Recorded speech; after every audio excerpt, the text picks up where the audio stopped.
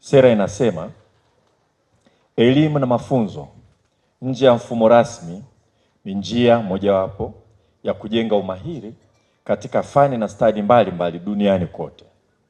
Serikali imekwisha kuweka utaratibu wa kutambua na kurasimisha ujuzi unaopatikana nje ya mfumo rasmi katika fani mbalimbali za amali kwa lengo la kuwawezesha walengwa kushiriki kikamilifu katika ulimwengu wa kazi.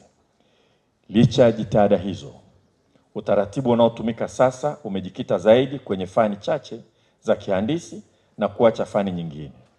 Hivyo, kuna kila sababu ya kuongeza wigo wa utaratibu huo ili uweze kujumuisha fani zote muhimu za amali.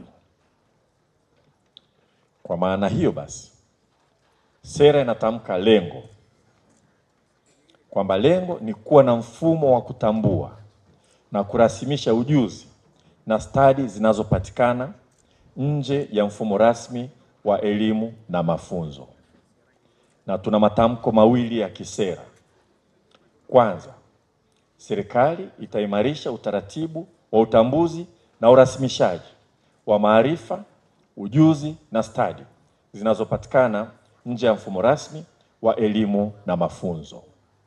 Tamko la pili, elimu nje ya mfumo rasmi itatambuliwa na watakaopitia mfumo huo watakuwa na fursa ya kujiunga na mfumo rasmi wa elimu kulingana na vigezo vilivyowekwa. Leo hapa ni hatua kubwa ya utekelezaji wa sera hii ya elimu na mafunzo. Programu hii ya Mama Samia ya utambuzi na urasimishaji wa ujuzi ni utekelezaji wa sera hii. Na sera hii ina msukumo mahususi wa Rais wetu Mheshimiwa Dr. Samia Suluhu Hassan. Nyote mtakumbuka wakati alivyoapa kuwa rais wa nchi yetu, hata mwezi haukupita alianza kuzungumzia swala la ujuzi na swala la kuhakikisha kwamba tunatoa elimu ambayo kweli inakidhi matakwa ya vijana wetu, elimu ambayo inahakikisha vijana wanakuwa na ujuzi, wanaweza kuajiriwa na kujiajiri. Na ni yeye aliagiza mapitio makubwa ya sera ya elimu na mitaala yetu, na alilenga zaidi vijana. Ajenda ya vijana kwa rais wetu ilianza mwezi ule ule wa kwanza alipoanza kuwa rais wa Jamhuri ya Muungano wa Tanzania. Na mara nyingi mmemsikia wenyewe akitamka na kuagiza na kuelekeza na kufuatilia na kutusimamia kuhakikisha kwamba kweli hatimaye tunapata sera ambayo pamoja na mambo mengine mengi inatambua umuhimu wa kurasimisha ujuzi kama vile ambavyo programu hii sasa inafanya. Kwa hapa napo sisi kama wizara, hasa kupitia kwa VETA, tunatekeleza maelekezo ya rais wetu ya kuhakikisha kwamba ajenda ya vijana inakuwa juu sana na inahakikisha inakidhi mahitaji yao hasa ya ajira na kujiajiri. Kwa hiyo la kwanza kabisa napenda kuwapongeza sana kwa dhati bodi ya VETA na management na watumishi wa VETA, kwanza kwa kupendekeza kwamba programu hii iitwe Mama Samia, kwa kutambua kwa kweli yeye amelisemea jambo hili, na pengine watu watasahau. Kwa sisi tunaamini kwa kulipa jina hili tutakumbuka. Mwezi mmoja tangu ape kuwa rais, nakumbuka ilikuwa tarehe 6 mwezi wa 4, tulikuwa Ikulu Dar es Salaam, alikuwa anapitia wizara moja moja. Tena mimi nilikuwa siko wizara hii, na alivyoenda wizara ya elimu alitumia muda mrefu sana kuzungumzia umuhimu wa ujuzi ambao utamsaidia kijana kuajiriwa na kuajirika kirahisi. Imekuwa ni ajenda yake mpaka sasa hivi ameunda wizara ya vijana kuhakikisha kwamba swala hili la vijana, ajenda ya vijana ambalo ni mtambuka, kila wizara inaizingatia chini ya usimamizi wa wizara iliyo chini ya ofisi yake yeye mwenyewe.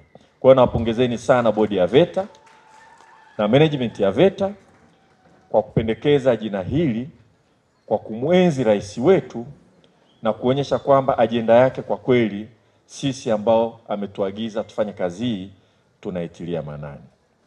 Vile vile napongeza kwa dhati bodi ya VETA, management na watumishi wote wa VETA kwa kazi kubwa wanaoendelea kuifanya.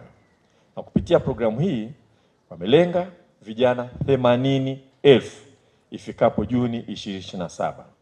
Hii si takwimu tu, bali ni maisha ya vijana 80,000 yanayobadilika. Ndoto za vijana 80,000 zinazopewa uhalali na nguvu kazi za vijana 80,000 inaenda kutambulika na hivyo kwenda kutambuliwa katika uchumi wetu na kuweza kujiajiri au kuajiriwa. Na kama tulivyoona hapa, wengi ambao wamerasimishwa, wale ambao tumewasikia hapa, wameanzisha shughuli zao na wameanza kupata tenda, wanazalisha na maisha yanasonga mbele. Kwa hiyo ajenda ya vijana inaenda vizuri.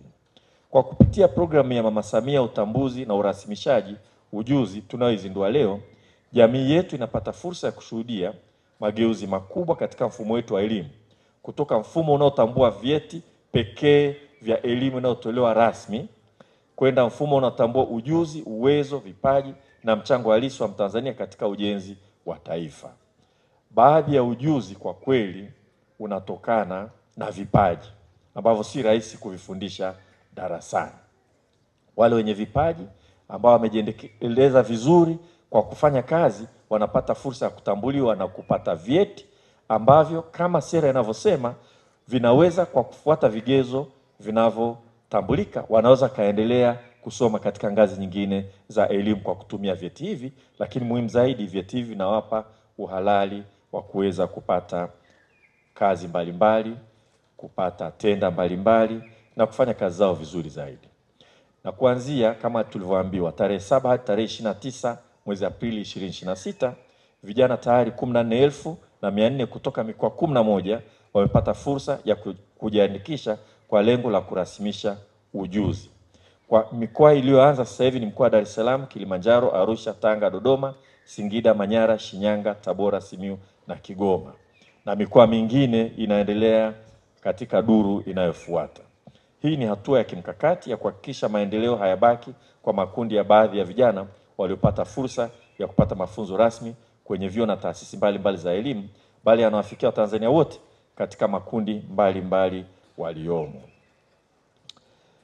Kupitia programu ya Mama Samia utambuzi, tunasema kwa sauti moja, ujuzi ni mali, ujuzi ni mtaji na ujuzi ni nguvu ya taifa. Hivyo vijana wenye ujuzi waliojifunza nje ya mfumo rasmi wajitokeze kutathminiwa na kurasimishiwa ujuzi wao. Serikali inatambua kwamba kumpa kijana cheti cha ufundi stadi sio tu kumpa karatasi, ni kumpa hadhi, ni kumpa sauti na kumfanya atambulike, ni kumpa nafasi ya kushindana katika soko la ajira na ni kumfungulia milango ya fursa ndani na nje ya nchi hii.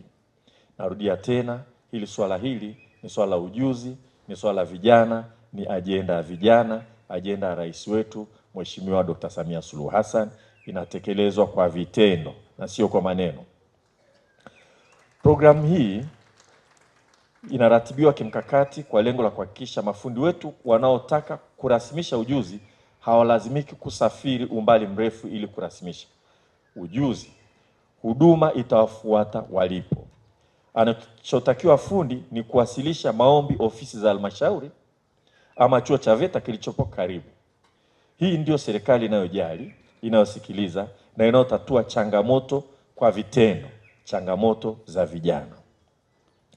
Napenda kusisitiza kwa msisitizo mkubwa kwamba programu hii imefadhiliwa kikamilifu na serikali. Hivyo hakuna fundi atakayelazimika kulipia gharama yeyote. Hakuna ada katika utaratibu wa kurasimisha. Huu ni moja ya uwekezaji wa serikali wenye lengo la kukuza maendeleo ya sasa na vijana ya vizazi vijavyo, ikiwalenga vijana wenye ujuzi usio rasmi. Natoa wito kwa waajiri kuwa tayari kufanya kazi na vijana, hasa vijana hawa ambao ujuzi wao utarasimishwa na VETA kupitia programu ya Mama Samia ya utambuzi na urasimishaji ujuzi. Vyeti vya ufundi stadi vinavyotunukiwa kwa kundi hili la vijana ni kutokana na umahiri wao katika stadi mbalimbali na kukidhi vigezo vilivyoainishwa katika miongozo ya NACTVET, na Dr. Mwajuma yuko hapa. sambamba na mahitaji ya kitaaluma kwa vigezo vilivyowekwa na VETA. Na nieleze hapa, na nimeulizia, sio kwamba tu ukiwa na ujuzi ukija unarasimishwa na kupata cheti. Wanakufanyia tathmini, na mahali ambapo kuna mapungufu kama tulivyosikia wanakusaidia, na wakiona ujuzi wako hautoshi wanakuandalia utaratibu, unaweza kaingia kwenye mafunzo ya miezi mitatu au na kadhalika, ili uweze kupata cheti. Kwa hiyo cheti hiki hakitolewi tu kwa sababu tayari una ujuzi ambao haujakidhi vigezo. Taratibu ambazo zinazingatia utaratibu wa NACTVET zitaendelea kuzingatiwa, lakini kazi ya VETA, na nawashukuru sana, wanasema wakikuta kwa mfano ujuzi wako umefanya kwa mwaka mmoja tu, kwa hawadhani kwamba una uzoefu wa kutosha, wanakuandalia utaratibu wa kuwezesha uweze kupata umakini katika ujuzi ule, ili unapopata kile cheti, popote unapofanya kazi, watu waseme naam, hiki ni cheti cha VETA, hiki ni cheti ambacho tunakiamini na tunakithamini. Na ningependa vile vile kueleza kwamba kwa namna fulani utaratibu huu unaendana na ule utaratibu wa ule mpango wa kuunganisha vyuo na elimu na ujuzi unaotolewa katika vyuo vyetu na waajiri. Mpango ule ambao ilikuwa ni ahadi ya rais wetu, alisema utatekelezwa ndani ya siku 100. Mpango ulishakamilika. Kazi yetu kubwa itakuwa ni kutekeleza mpango huo, na msukumo huo unaenda na championi wake ni Mheshimiwa Wanu, kwa sababu yeye naye ni kijana.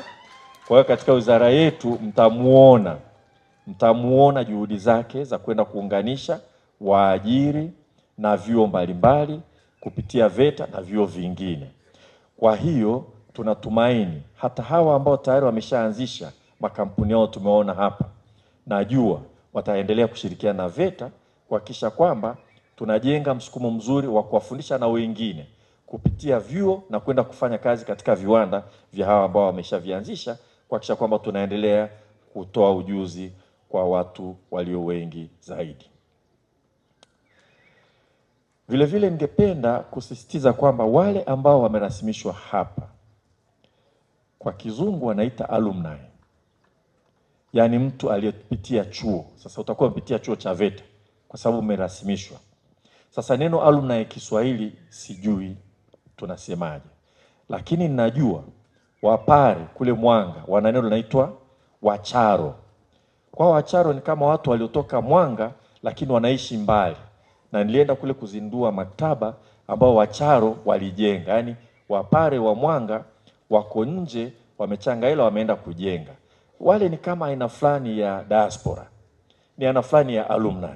Kwa pengine tuwaone wote mnaorasimishwa hapa kama ni wacharo wa VETA, kwamba muendelee kufanya kazi na VETA na mshirikiane na VETA, na zaidi sana muendelee kuongeza ujuzi, kwa sababu elimu haina mwisho. Naamini ujuzi nao lazima tujifunze sehemu mbalimbali. Tumezungumza na mtendaji mkuu wa VETA hapa, kuna nchi ambazo ni nzuri sana, kwa mfano katika kutengeneza bidhaa za miti, yani mbao, kama nchi kama Finland.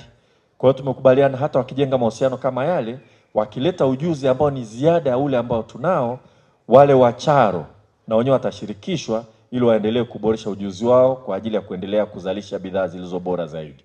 Tumezungumza vile vile katika swala la ushonaji wa nguo, na hizo kazi zote najua kijana wetu Mheshimiwa Wanu, champion haya mambo, atayasukuma kwenda kuangalia nchi nyingine wanashona suti kama hizi. Japo tu sasa naona ile suti aliyopata mheshimiwa ni nzuri kuliko hii ulionayo sasa hivi. Kwa hiyo sijui tunajifunza nini, lakini kwa vyovyote vile tusiache kwenda kuangalia nchi nyingine wanafanya nini, tunaweza tukajifunza nini, na tukifanya hivyo tuwatumie wacharo wa VETA ili na wenyewe waongeze ujuzi, wasonge mbele.